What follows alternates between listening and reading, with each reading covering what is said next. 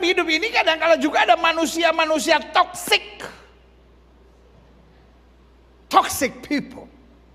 Kita tidak boleh menyerang toxic people dan menghina serta merendahkannya.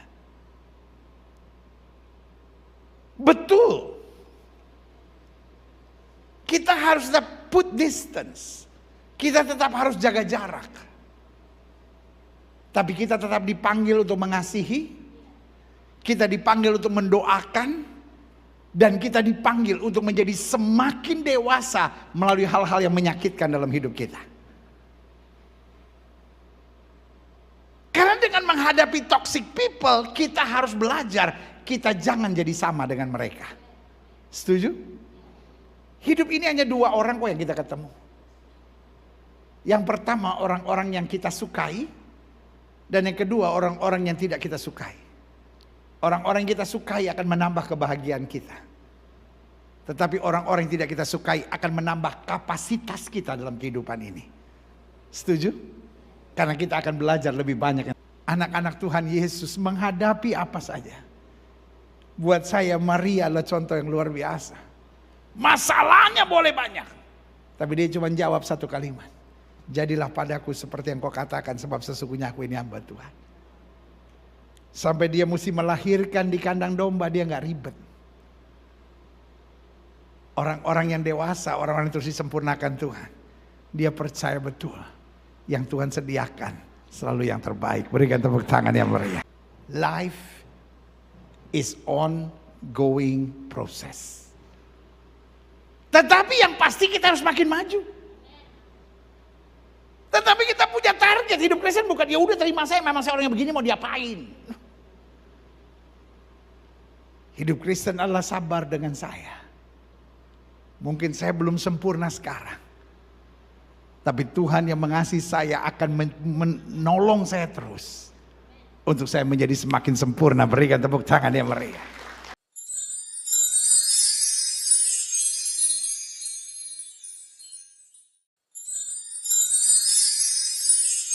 Hari ini kita masih ada dalam pembahasan kesetiaan Tuhan saya sungguh sangat terbukti. Amin. Saya mau ini tertanam dalam roh saudara sehingga apapun yang terjadi, we know that our God is a faithful God. Allah saya adalah Allah yang setia. Amin. Nah, salah satu bukti kesetiaan Tuhan, kita masuk pada pembahasan ke-19. Dia mendewasakan dan menyempurnakan kita. I know God is God of blessings. Saya percaya Allah saya memberkati. Lumayan ada 7 yang bilang amin. Yang lain susah hidupnya.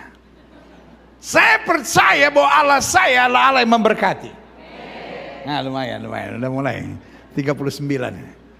Saya percaya Allah saya adalah Allah yang memberkati.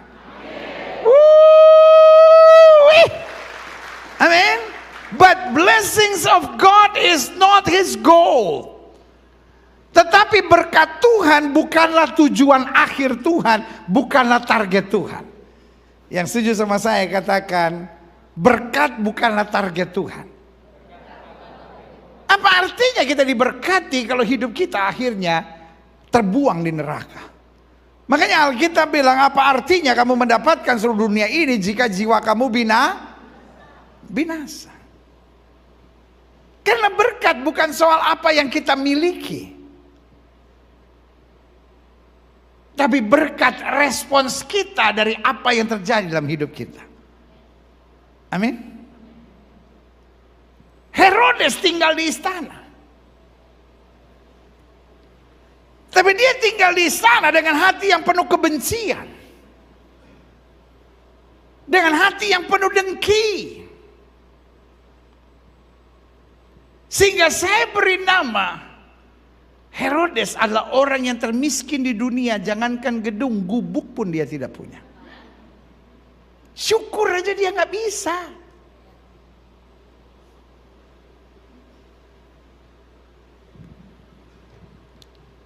Sehingga meskipun engkau tinggal di rumah kontrakan, bukan berarti engkau tidak diberkati. Nah ini nih, yang tinggal di rumah kontrakan stres. Sehingga meskipun kau tinggal di rumah kontrakan bukan berarti kau tidak diberkati.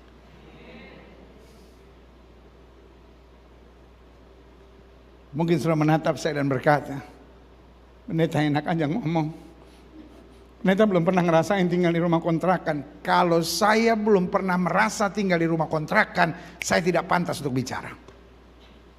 Saya tahu apa artinya tinggal di kos, saya tahu apa artinya tinggal di rumah kontrakan. Dan saya tahu berkat tidak ada urusannya dengan berapa luasnya rumah kita, tapi berkat berurusan dengan berapa luasnya hati kita menerima dengan syukur semua yang Tuhan sediakan buat kita. Nah, yang tinggal di rumah kontrakan bahagianya luar biasa. Ya, kan? Yang tepuk tangan itu pasti yang di rumah kontrakan. Yang nggak di rumah kontrakan dia nggak ngerti apa artinya kalender. Orang tinggal di rumah kontrakan pasti ada kalender untuk menghitung hari. Ya, mesti bayar lagi. Gue tahu, gue pernah ngalamin. Ya kan? Jadi saudara yang kasih dalam Tuhan, jangan berpikir Tuhan berkati itu harus bicara tentang kelimpahan. No. Target Tuhan bukan bagaimana membuat kita diberkati. Tapi target Tuhan membuat kita menjadi dewasa dan sempurna. I know it's not easy. Tetapi Tuhan yang setia akan terus mengarahkan kita sampai di sana. Ini yang kita mau belajar hari ini. Buka Alkitab kita sama-sama.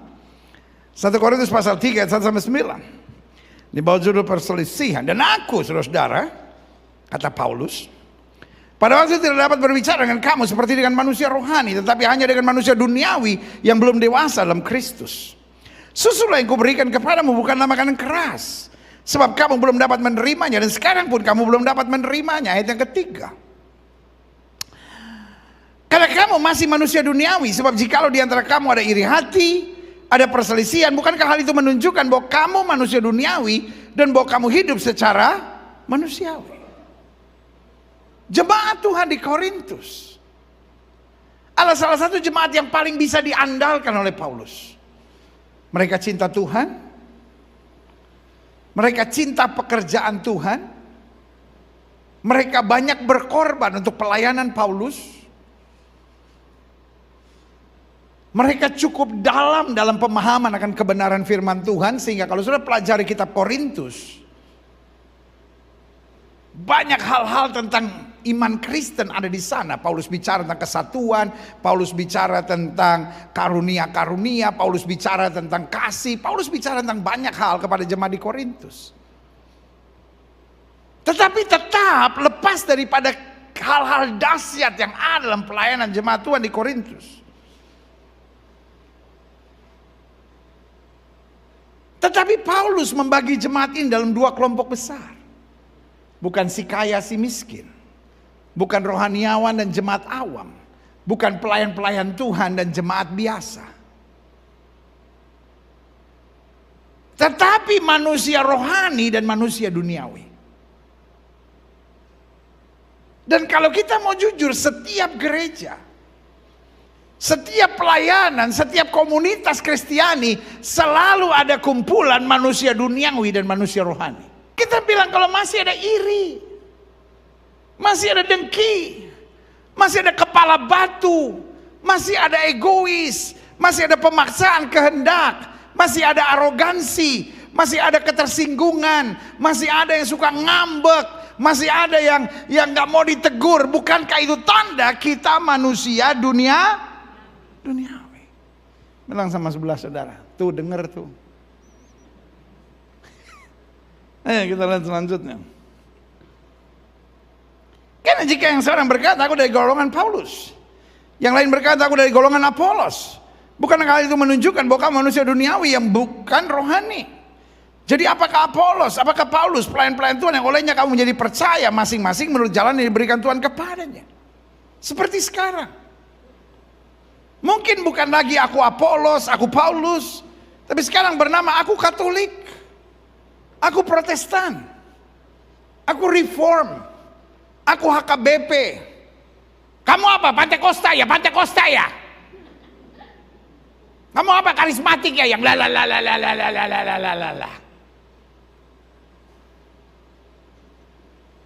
terjadi sekarang saling menghina. Yang setuju sama saya katakan bukan barang baru. Saudara gak usah kecil hati dan bilang, aduh pendeta kenapa sekarang kok banyak menghina ya. Saudara gue yang kasih dalam Tuhan. Setan yang sama sudah ada pada zaman Yesus ada. Murid-murid bukankah pernah bertanya, siapakah yang terbesar di kerajaan sorga? Setannya judulnya sama. Namanya setan sok jago.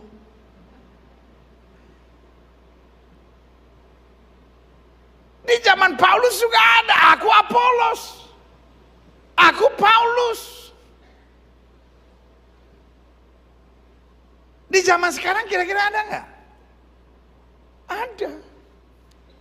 Yang hanya meninggikan doktrinnya. Tetapi coba lihat ayat ini. Ayat 5 bilang, jadi apakah Apolos, apakah Paulus?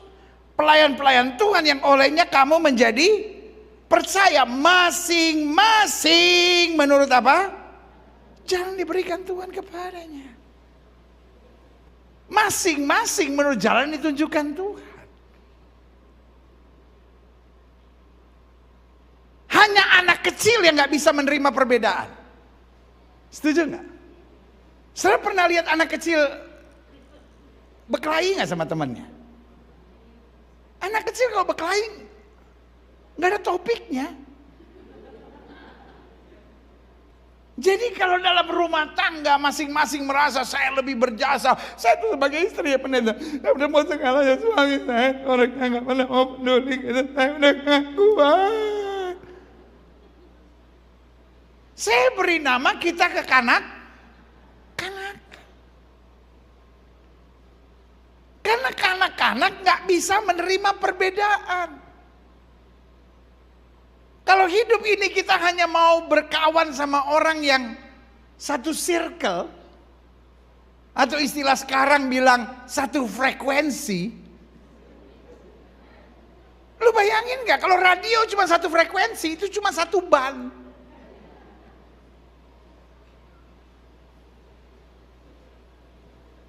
Radio tuh banyak frekuensinya, ada yang dangdut lah,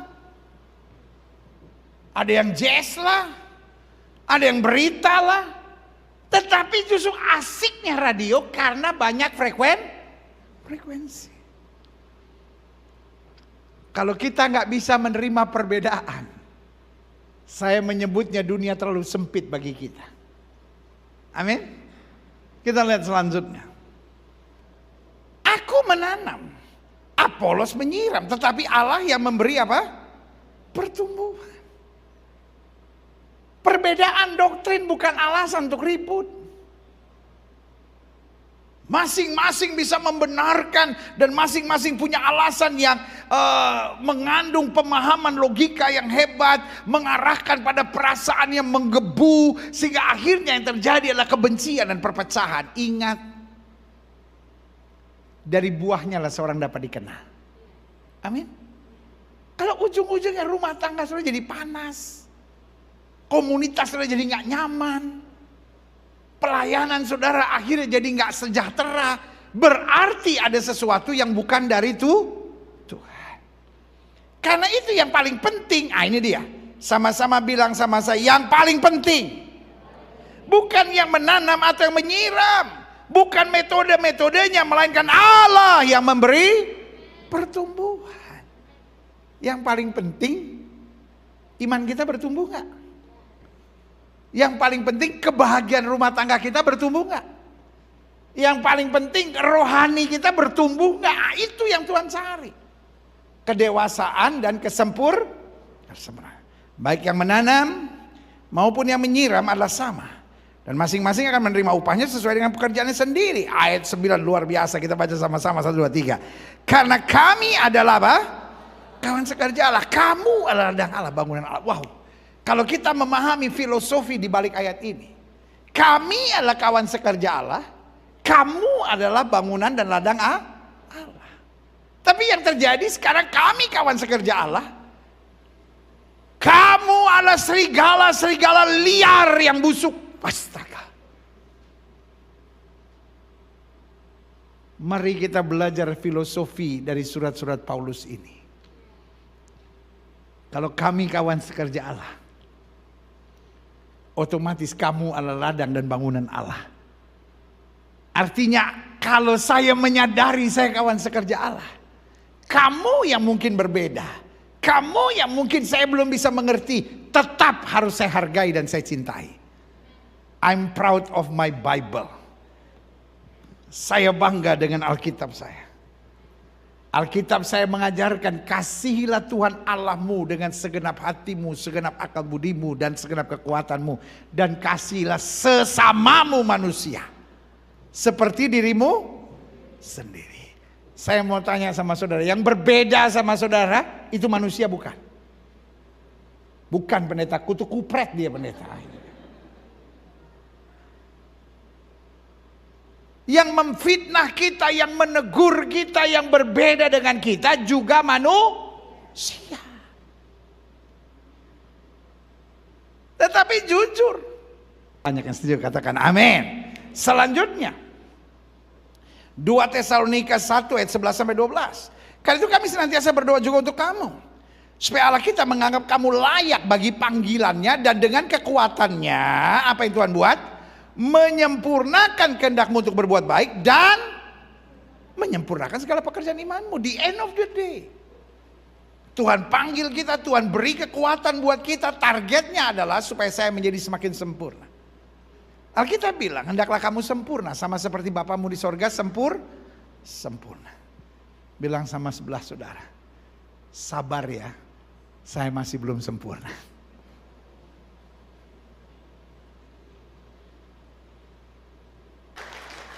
Ayat 12, sehingga nama Yesus Tuhan kita dimuliakan. Apa akibatnya kalau kita makin disempurnakan? Nama Yesus Tuhan kita dimuliakan dalam kamu dan kamu di dalam Dia, menurut kasih karunia Allah kita dan Tuhan Yesus Kristus. Klik. Aha. Ibrani 10 ayat 14. Sebab oleh satu korban saja, oleh korban Kristus di atas kayu salib, Ia telah menyempurnakan untuk selama-lamanya mereka yang Ia kuduskan. Siapa itu mereka yang Ia kuduskan? Jawab sama-sama saya. Siapa itu mereka yang Ia kuduskan? Siapa itu yang Ia kuduskan? Saya. Setelah dikuduskan, maka Dia terus akan menyempurnakan kita, kata Alkitab. Klik. Karena itu saya ada pada kesimpulan sederhana, bahwa masalah terbesar gereja di akhir zaman bukanlah setan. Saya mengerti ada yang tidak setuju dengan pernyataan saya dan berkata, wow, pendeta, masalah terbesar di akhir zaman adalah setan. I know. The devil is our enemy.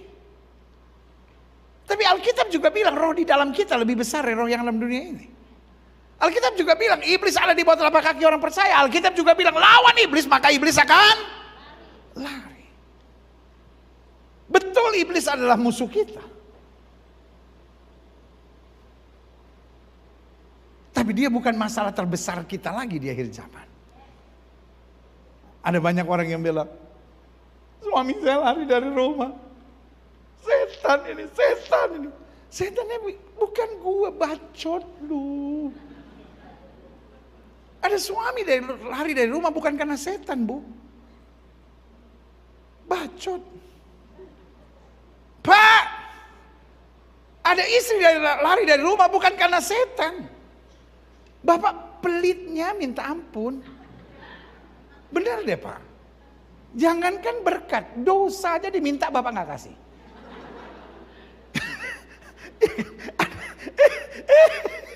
Ada orang begitu pelit sampai Tuhan bilang, serahkan semua dosamu. Enggak Tuhan, aku punya. Orang kayak gini, jangankan berkat, dosa aja diminta gak dikasih, saudara.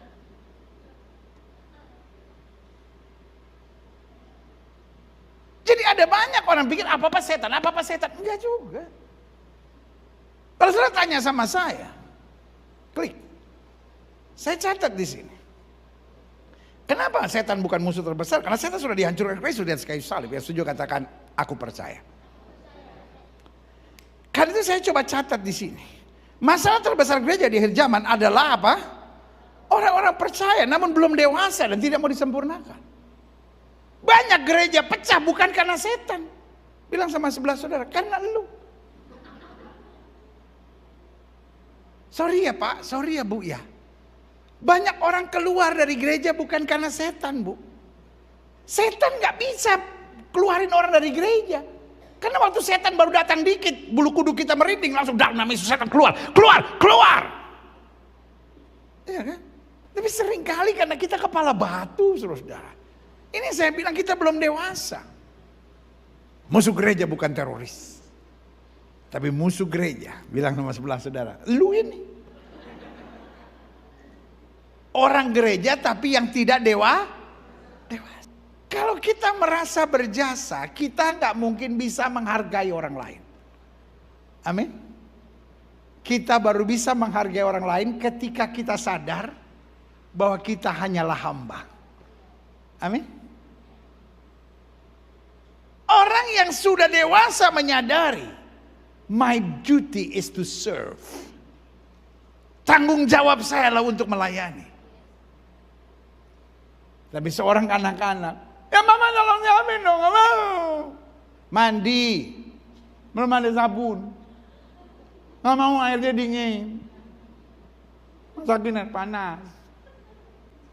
Selama kita merasa kita yang paling benar, paling hebat, paling berjasa, paling segala-galanya, kita tidak pernah bisa menghargai dan menghormati orang lah. Orang-orang yang dewasa dalam Tuhan bukan sempurna, tetapi dia mau terus berjuang sampai makin hari makin menyenangkan.